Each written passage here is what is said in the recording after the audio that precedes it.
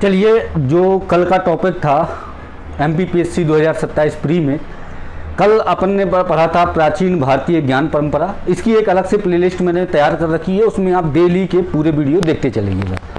देखिए, प्राचीन भारतीय ज्ञान परंपरा का कल का जो टॉपिक था वो बहुत ही अपने आप में इम्पोर्टेंट था। आज का जो दूसरा टॉपिक है वो है भारतवर्ष। सबसे पहले मैंने आप सभी लोगों को पहले ही इस बात की जानकारी दे रखी है कि भले ही थोड़ा थोड़ा पढ़ें लेकिन रेगुलर पढ़ें, और साथ में जैसे 2027 में भी 5-6-7 महीने हैं, यदि आप एक एक कॉमा वाले टॉपिक पढ़ते चलेंगे तो आपका पूरा सिलेबस बहुत अच्छे से कंप्लीट हो जाएगा। लेकिन ध्यान देने की बात ये है कि सबसे बड़ा चैलेंजिंग इस समय जो हो रहा है वो ये है कि वीडियो को पूरा देखना और कंटेंट समझना और ये पता करना कि कौन सा वीडियो कौन सा कंटेंट अच्छा है, क्योंकि भरमार है यूट्यूब में बहुत सारे वीडियो की। उसको समझने के लिए देखो, हर इंसान की एक समझ अलग होती है, हर इंसान को एक दूसरे टीचर की लैंग्वेज अलग पसंद आती है। आपको जिस टीचर की लैंग्वेज बहुत अच्छी पसंद आए और आपको पूरा कंटेंट वहाँ मिले तो उन्हीं को देखिएगा। जैसे मैंने शुरुआत की है एक एक कॉमा एक एक टॉपिक को बहुत उसके इंपॉर्टेंट फैक्टों के साथ में। तो चलिए आज का टॉपिक शुरुआत करते हैं। भारतवर्ष पहला टॉपिक था प्राचीन भारतीय ज्ञान परंपरा। देखो भारतवर्ष ये जो टॉपिक है, अब आपको ये समझना है इस टॉपिक से क्वेश्चन कैसे बनेंगे। सबसे इंपॉर्टेंट तो ये है ये समझना कि इस टॉपिक से क्वेश्चन कैसे बनेंगे।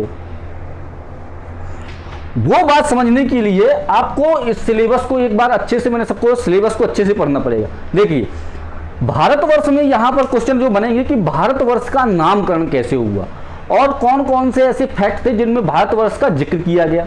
तो 3-4 चीजें आप याद कर लीजिए, उनसे ये वाले टॉपिक से भी क्वेश्चन पिक करने वाले हैं एग्जाम में अगले 27 में, तो आपको वहां से क्वेश्चन आपको देखने को मिलेंगे।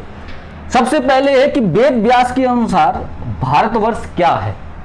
दूसरा है जैन मतानुसार भारतवर्ष क्या है। तीसरा है मैत्रेय पुराण के अनुसार भारतवर्ष क्या है। 3 बातें ये जो है तो अपन को बहुत अच्छे से याद रखनी है कि वेद व्यास के अनुसार भारतवर्ष क्या है, जैन मतानुसार भारतवर्ष क्या है, मैत्रेय पुराण के अनुसार भारतवर्ष क्या है, और 7 द्वीप जो MPPSC 2024 के मेंस में ये क्वेश्चन आया था कि 7 द्वीप कौन कौन से हैं। तो ये भारतवर्ष का ही पार्ट है 7 द्वीप। मैंने इसके बहुत अच्छे से नोट्स तैयार करके रखे हैं और नोट्सों के माध्यम से ही आपको पूरा सार निकाल करके ही आपको जो है तो इसकी जानकारी दी जाएगी। ठीक है, तो देखो वेद व्यास से आपको क्या पढ़ना है। भारतवर्ष का नाम दुष्यंत के पुत्र भरत के नाम से। वेद व्यास क्या कहते हैं कि जो ये भारतवर्ष का नाम है वो दुष्यंत, बिल्कुल याद रखिएगा, दुष्यंत के पुत्र भरत के नाम से पड़ा। ये लाइन याद रखिएगा। आप कहोगे सर ये लाइन तो बड़ी सिंपल सी है। भाई समस्या ये है, लाइन तो सिंपल सी है, प्रॉब्लम वहां क्रिएट होती है कि जब ये तीनों का पढ़ लोगे उसके बाद कंफ्यूजन होगा कि दुष्यंत के पुत्र भरत का जैन मतानुसार है कि मैत्रेय पुराण के अनुसार है कि वेद व्यास के अनुसार है। कंफ्यूजन वहां होता है। तो पहले वेद व्यास के अनुसार जो भारतवर्ष है वो दुष्यंत के पुत्र भरत के नाम से ही भारतवर्ष का नाम भारत पड़ा।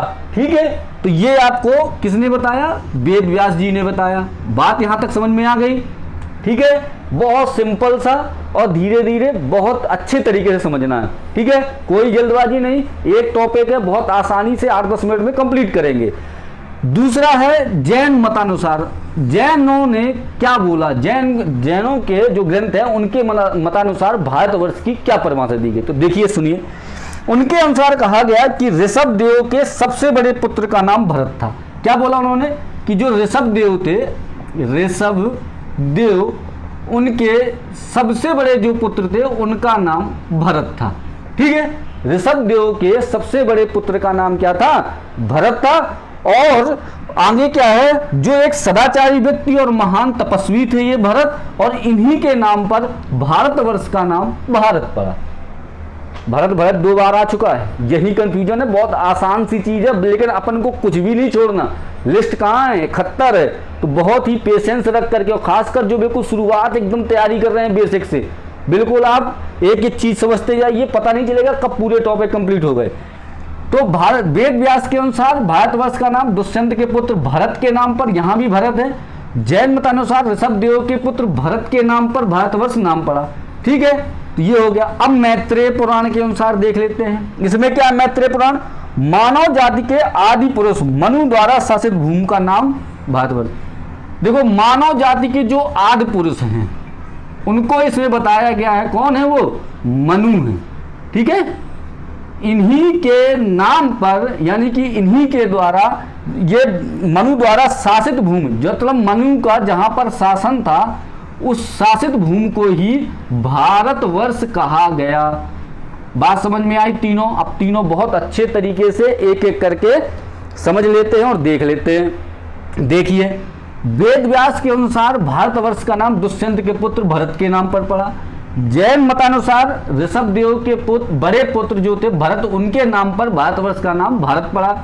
मैत्रेय पुराण अलग ही बता रहा है कि मानव जाति के जो आदि पुरुष थे उनका नाम था मनु, और मनु जी के जो शासित क्षेत्र था उसी का नाम क्या पड़ा, शासित क्षेत्र को ही जो है तो उन्हीं का क्षेत्र जो क्या कहलाया, भारतवर्ष या भारत कहलाया। तो 3 जो है तो आपको फैक्ट यहां से याद रखने हैं। अब इसके बाद जो सबसे इंपॉर्टेंट आपके सामने आने वाला है वो है 7 द्वीपों के नाम। 7 द्वीपों के नाम आपको याद रखने हैं कि इनमें से कौन सा द्वीप भारत के द्वीप कहलाते थे। तो इन 7 द्वीपों के नाम मैं आपको लिखवा दे रहा हूं। कौन कौन से 7 आपने सुना होगा, जम्मू द्वीपे भारत खंडे आर्यावर्त के, सुना होगा ये नाम। तो चलिए 7 द्वीप देखिए। पहला द्वीप है जम्मू द्वीप। कौन सा है, बहुत अच्छे से नोट्स बनाते जाइए। जम्मू द्वीप पहला द्वीप है, जम्मू द्वीप। ठीक है, भारतवर्ष जो था 7 द्वीपों से था। तो पहला द्वीप कौन सा हो गया, जम्मू द्वीप। दूसरे द्वीप का नाम है पुष्कर द्वीप। क्या नाम है, पुष्कर द्वीप। दूसरे द्वीप का नाम है पुष्कर द्वीप।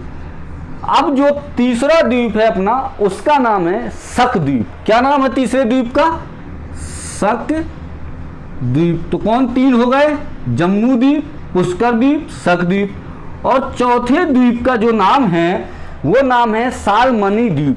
क्या, सालमनी द्वीप, सालमली द्वीप, ये नाम है आपका चौथे द्वीप का। 5वां द्वीप का नाम है कुश द्वीप। क्या नाम है, कुश द्वीप। कुश द्वीप 5वें द्वीप का नाम है। 6वें द्वीप का जो नाम है वो है पिलक्ष द्वीप, पिलक्ष द्वीप। और 7वें द्वीप का नाम है क्रौंच द्वीप, क्रौंच द्वीप। 7 द्वीप हो गए, जम्मू द्वीप, पुष्कर द्वीप, शक द्वीप, सालमनी द्वीप, कुश द्वीप, पिलक्ष द्वीप, क्रौंच द्वीप। ठीक है, कौन कौन से आप देखो, भारतवर्ष में प्राचीन काल में 7 द्वीप थे। कौन कौन से थे, जम्मू द्वीप, जम्मू द्वीप के बाद शक द्वीप, क्रौंच द्वीप, पिलक्ष द्वीप, ठीक है, और पुष्कर द्वीप, पुष्कर द्वीप हो गया। और एक जो द्वीप था आपका वो था कुश द्वीप। तो ऐसे 7 द्वीपों से जो है तो भारतवर्ष का निर्माण हुआ है। तो ये रहा है आपका भारतवर्ष पर्टिकुलर टॉपिक, जो भारतवर्ष है उसके बारे में। कल का अपना टॉपिक रहेगा वेद। वीडियो आपको अच्छी लगी हो तो सब्सक्राइब जरूर करें।